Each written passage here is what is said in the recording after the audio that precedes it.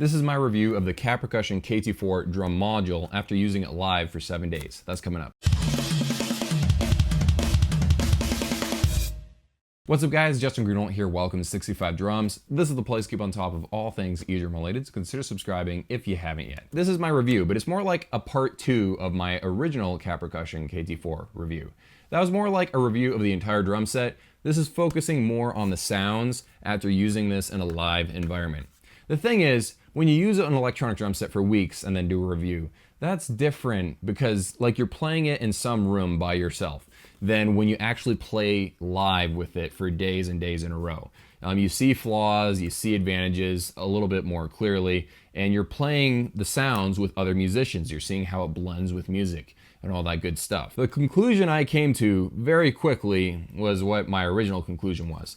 This is the best sounding drum module for this price. You can buy it separately for $500. You can buy it with a drum set for about $1,200. I'm not really a fan of any of the pads on the Kat Percussion drum set, unfortunately. They're using all of these rubber pads. They're very large as far as rubber pads go, but I just don't like rubber pads, honestly.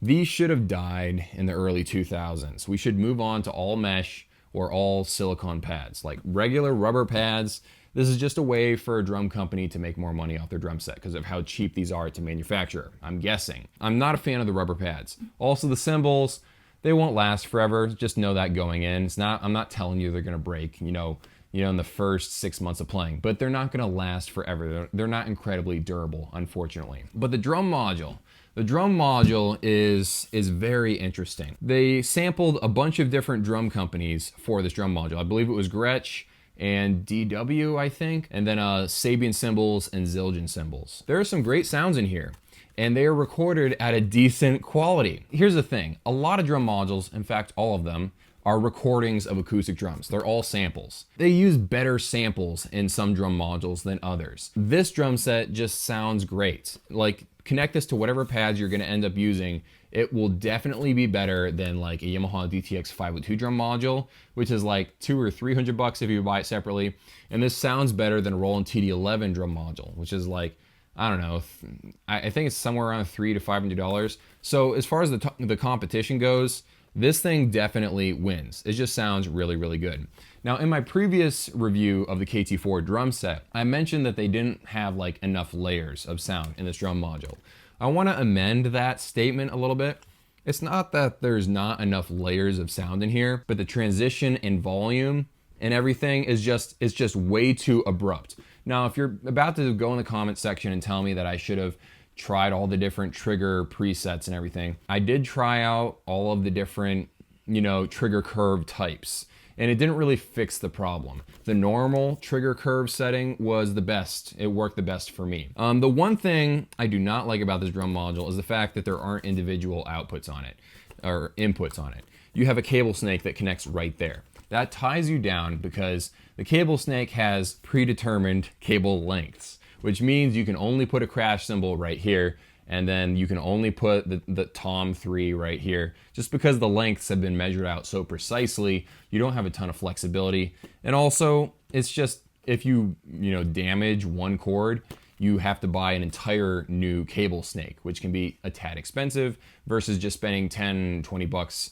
on one single cable if it gets damaged or if it gets old and there's a kink in it and it just goes bad. I will say though, it makes setup a little bit quicker and a little bit less messy. So that's an advantage right there. But yeah, this is a very, very solid drum module. One thing I do miss is the ability to route the aux send to just your headphones, because here's the thing, when you're playing live, you can get a feed from the sound man, like a 1/4" input, and just have a monitor mix going straight into your drum module. The TD30, I had a line from the sound man, and I could route that sound just to go through the headphones and not back through the master outs. With this, I believe whatever you plug into the aux input right here is going to go back throughout the master outs. You can't actually route what happens to that aux signal. But again, this is a $500 drum module, and for what it is, it's great. Also has MIDI in and out, and I believe USB MIDI. Yeah, this is a very solid, all-around, well-designed drum module. I will say the menus are not very they're not very well laid out. Like, there are way too many buttons here. First off, they could eliminate this whole section right here and I would not lose a wink of sleep.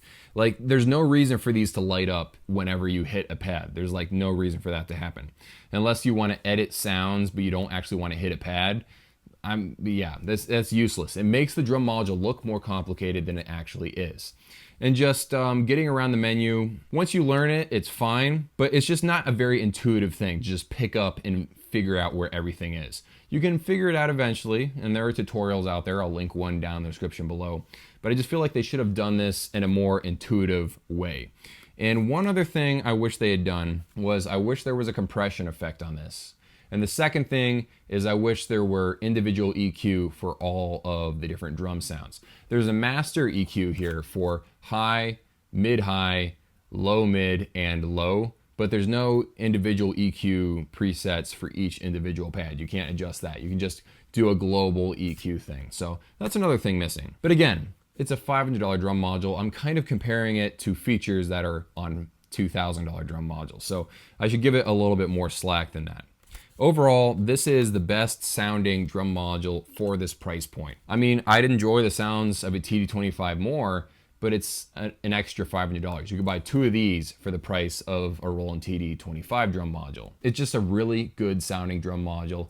The one kit I probably use all the time is Brooklyn, number 4. It's just a great sounding drum kit. I just kind of wanted to complete this review. When I did my initial review, I hadn't actually played with it live. And this got 7 days of live use with other musicians and stuff. I'm impressed with this drum module. It's not perfect, but for $500, it's pretty darn close. Thank you so much for watching. Hope you guys have an awesome day. See you in a few.